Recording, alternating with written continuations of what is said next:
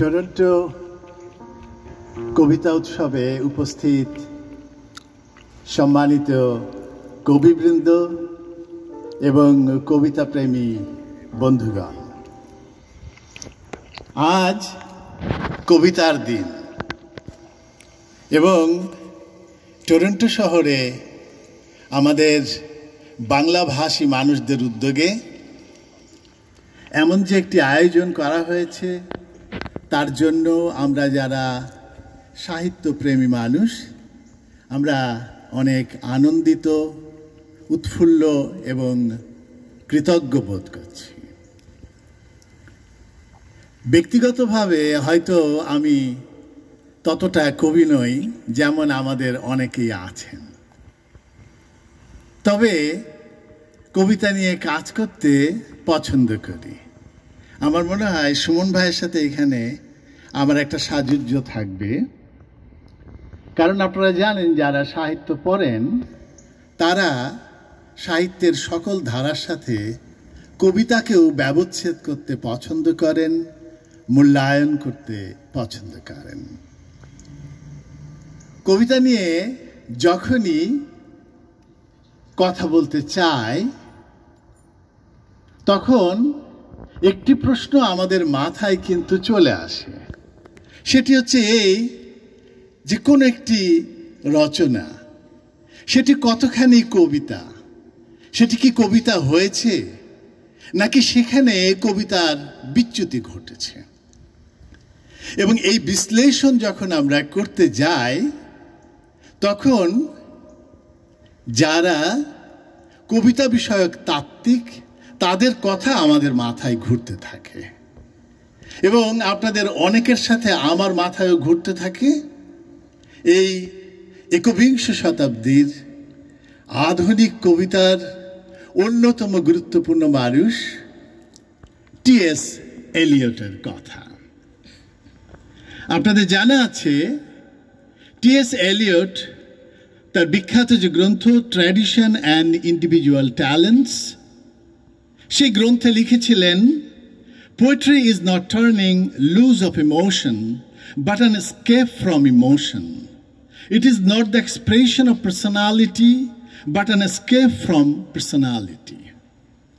মজার যেটা বিষয়, টি.এস. এলিয়ট এই বই লিখেছিলেন 1920 সালে, যখন তার বয়স 32 বছর।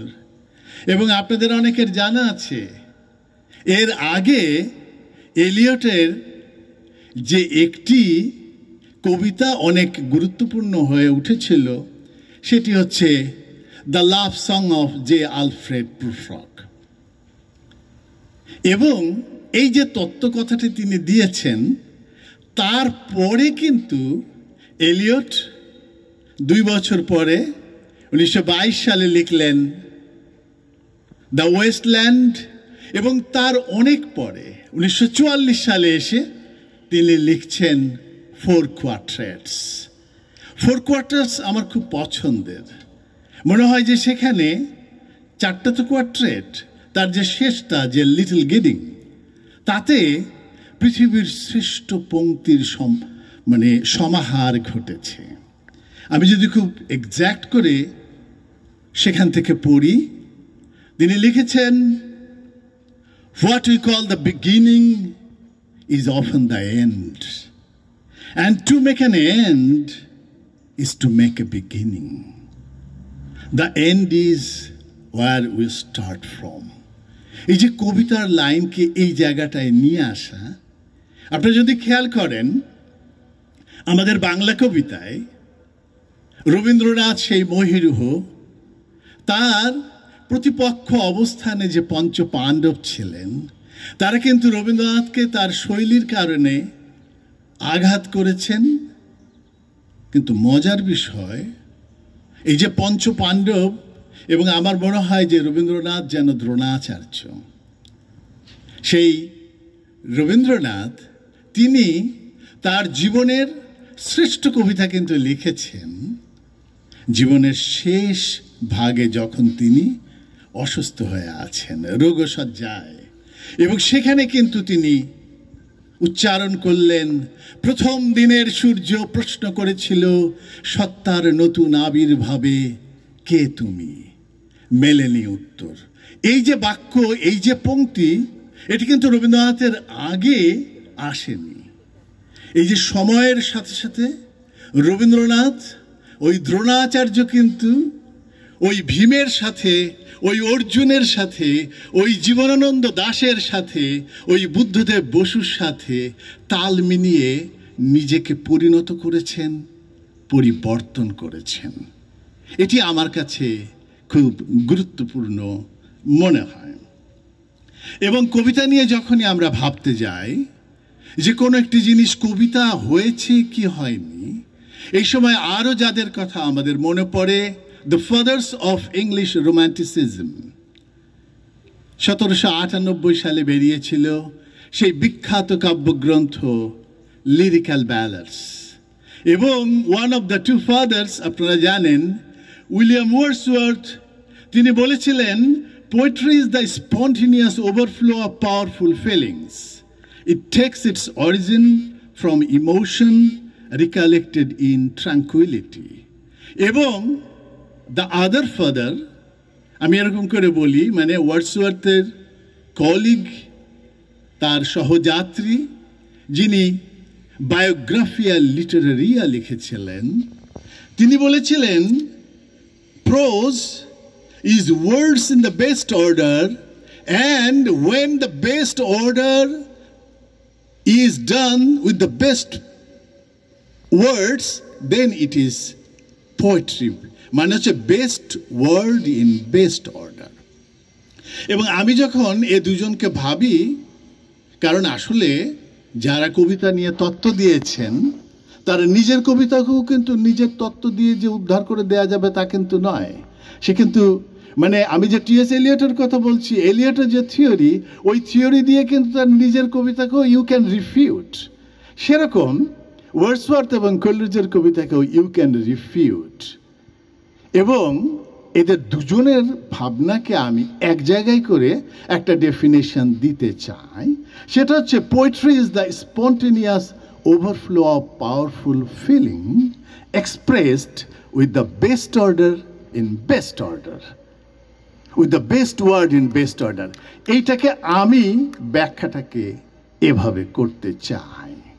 এবং এই যে কবিতা নিয়ে আমাদের সবসময় ভাবনা, এইসব ভাবনাগুলো তো আসাই খুব স্বাভাবিক, যে একটি কবিতা হলো কি না, কতটুকু হলো, কবি তিনি কি বোধের একটি নতুন জায়গায় আমাদেরকে নিতে পেরেছেন, তিনি কি তার শব্দ চয়নে, তার ভাষা ভঙ্গিমায় একটি অভিনবত্ব নির্মাণ করতে পেরেছেন।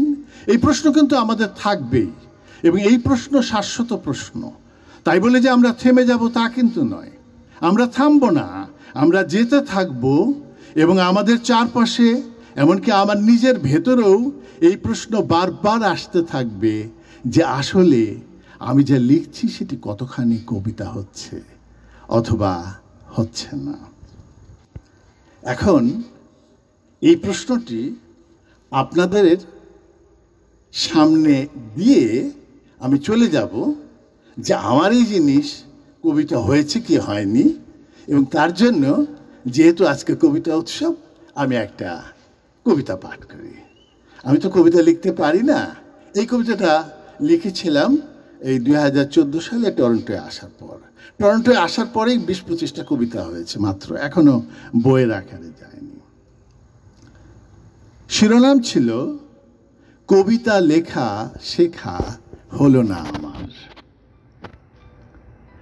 কবিতা লেখা শেখা হলো না আমার, গাদা গাদা গদ্য লেখা হলেও কবিতা রয়ে গেল দূর পরবাসে।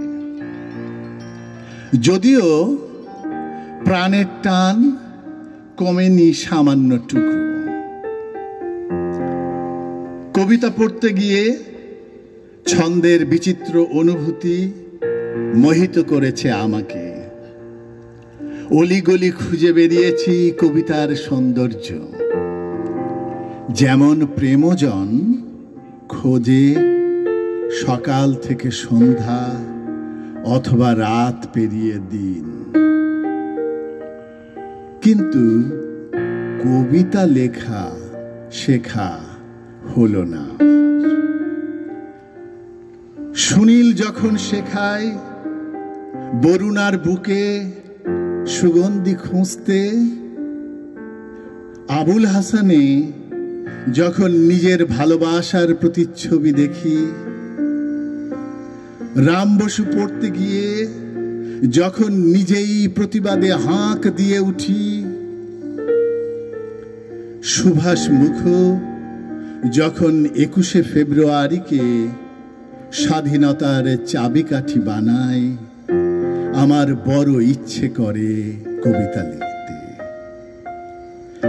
ইচ্ছে করে শুদ্ধতম কবির তৃষ্ণার অভিজ্ঞতা নিতে, রবীন্দ্রনাথের মতো শির উঁচু করে আটলান্টিকের সাঁকো পার হতে, অথবা অচিন্তিত পূর্ব শোভাতে রাবণকে নায়ক বানাতে। পারিনি কিছুই। ইচ্ছে করে কাশিদাসের মতো শ্রুতিকথায় মহাভারত লিখতে, কবি বেদব্যাসের মতো মানুষ আর মনকে নিয়ে 60 লাখে পৌঁছতে। তাই আজ কবিতা লিখতে বসেছি, আদি কবি বাল্মীকির পদপ্রান্তে বসে 50 বছর বয়সে। সবাইকে ধন্যবাদ।